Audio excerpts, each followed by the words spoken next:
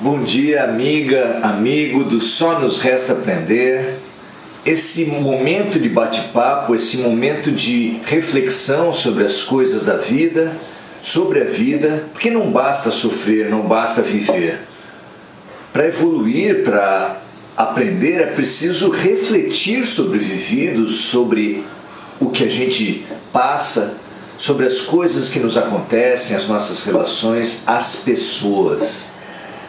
A coisa mais rica, mais desafiadora que existe no mundo são as pessoas. E entre todas, aquelas que nos cercam mais proximamente. Aquelas que os sábios, os representantes de Jesus, os técnicos de reencarnação, nos dispuseram, nos propuseram na família, no trabalho, nas amizades. São esses os nossos grandes mestres, os nossos grandes professores. A todos eles, o nosso muito obrigado. Seja se apresentem como filhos, como colegas, como chefes, como esposas, como maridos, como mães, sogras, pais, como inimigos. Como quer que nos apresentem, essas pessoas significativas das nossas vidas encerram, representam um papel muito importante, assim como nós na vida deles. Nosso muito obrigado a todos eles, nosso muito obrigado aos amigos que nos assessoram, aos espíritos que dispuseram a nossa vida dessa forma.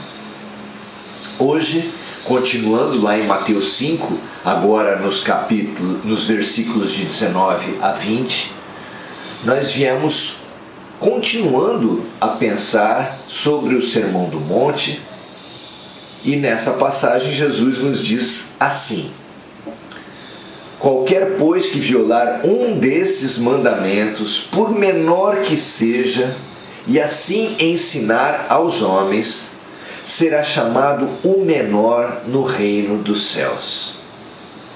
Aquele, porém, que os cumprir e ensinar, será chamado grande no reino dos céus. Porque vos digo que se a vossa justiça não exceder a dos escribas e fariseus, de modo nenhum entrarás no reino dos céus. Nós temos, amigos, evidentemente, na humanidade, um traço marcante, um traço comum, que é a revolta. A revolta é uma característica que marca a todos nós, cada um de uma forma, cada um com uma intensidade, mas certamente todos nós trazemos dentro de nós essa rebeldia perante os fatos da vida, perante as coisas que nos acontecem. Pensar sobre isso é a nossa tarefa de hoje. Vamos lá? Jesus nos fala da importância de cumprir todos os mandamentos, mesmo aqueles colocados pelos escribas e fariseus, que ele mesmo chamou nos textos sagrados de hipócritas. Por quê? Por que cumprir as regras da sociedade? Por que aceitar o limite que o desejo, que o interesse do outro muitas vezes impõe a nós mesmos, aos nossos desejos e aos nossos interesses?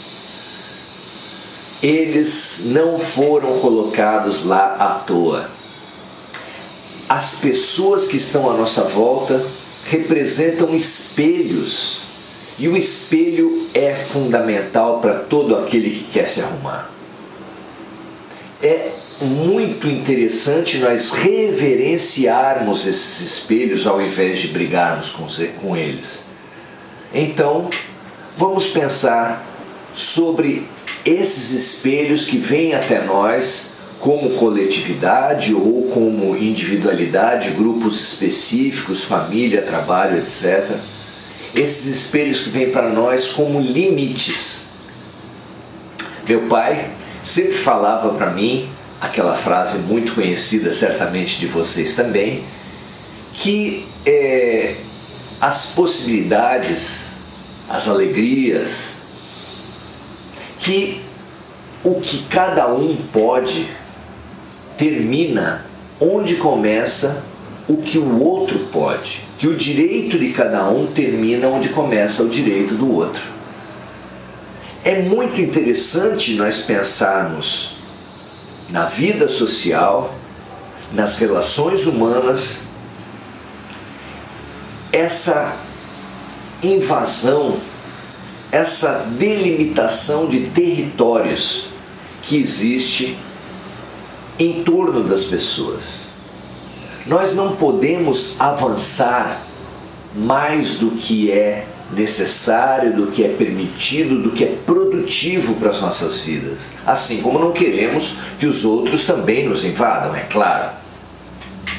Pensar sobre a necessidade de obedecer às regras sociais, de obedecer os limites que as pessoas nos propõem, de respeitar o espaço alheio, é especialmente importante para nós que somos tão expansivos, que somos tão dominadores, que somos tão impositivos naquilo que nós achamos que é direito, que é nossa necessidade, que deve prevalecer sobre todas as demais.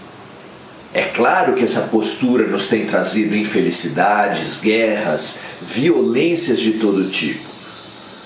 É claro que é por isso que a humanidade não tem crescido. Então, aceitar o remédio, aceitar a postura compensatória do egoísmo é aceitar os limites.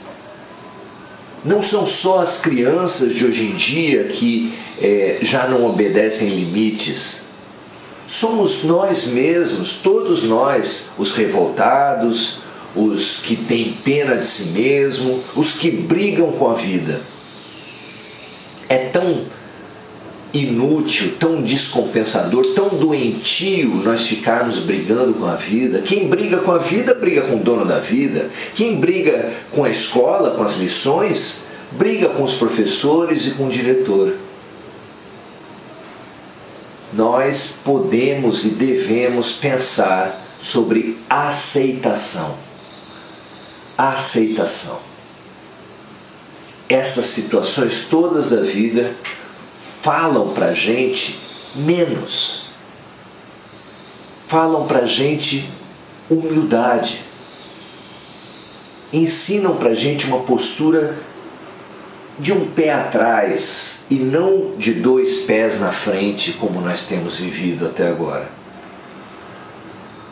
João Batista, num momento fundamental, em que era questionada, era estimulada a sua vaidade pelos inimigos, pelos escribas e fariseus, dizendo que Jesus, aquele a quem ele batizou, estava com mais seguidores, estava fazendo mais sucesso nas pregações do que ele mesmo, João Batista.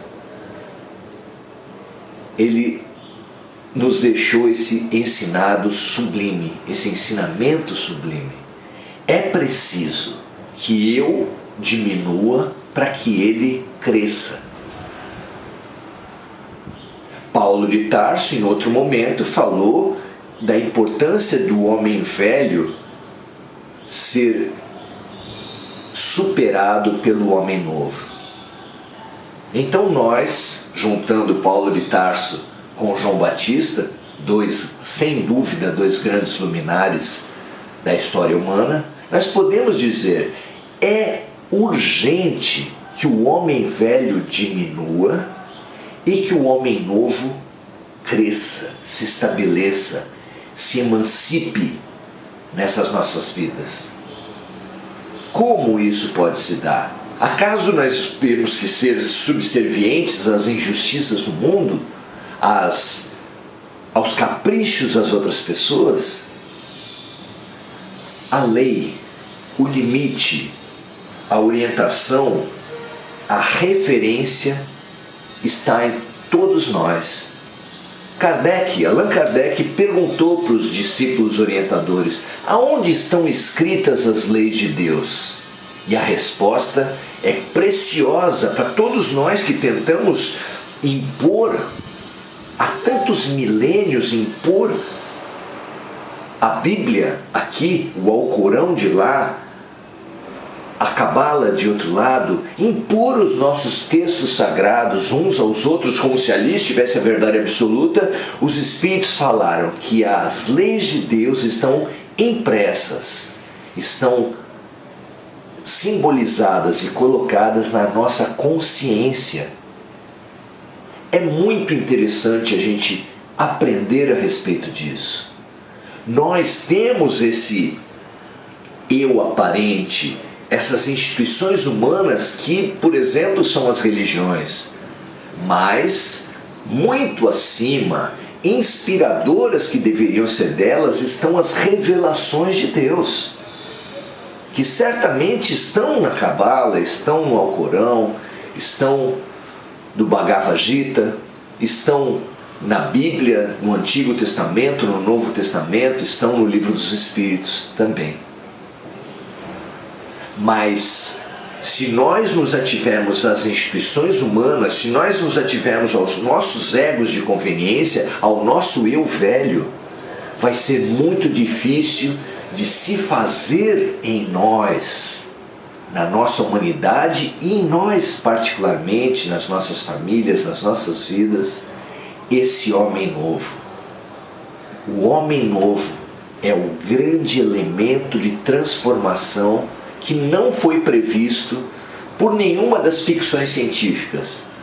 As ficções científicas se baseiam em novas tecnologias, exibem novas arquiteturas, exibem novos modelos de organização social, mas jamais nos propõe a grande mudança que os Espíritos nos revelaram que é a única que é capaz de realmente transformar tudo.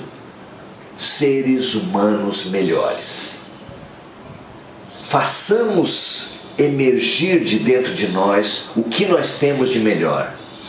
Aceitemos o que a gente tem de mais importante. Obedeçamos as regras no que elas têm de mais cotidiano, de mais lógico, de mais... e até de contradições pequenas que existem. Mas, é claro, quando alguma dessas regras, quando alguns dos desejos e interesses das pessoas que estão à nossa volta contrariarem as leis de Deus, contrariarem o que está escrito em nossas consciências, aí sim, nessas raras situações, nós devemos ter a coragem de colocar os nossos limites, de propor momentos de reflexão e de aprendizado a quem está à nossa volta. Fora isso, obedeçamos às regras da sociedade, aceitemos e sirvamos aos limites e aos desejos e aos interesses das outras pessoas, como sublimes exercícios de humildade, esse fundamental remédio da vida que Deus nos propõe a cada momento, a cada situação, em todas as circunstâncias. Não é ótimo? Humildade e aceitação. Essas atitudes, respeitados os limites do que precisa ser transformado e dos momentos raros em que nós tivermos essa certeza do que precisa ser transformado, nós precisamos aceitar, respeitar e seguir. Assim seja, um ótimo dia para você também.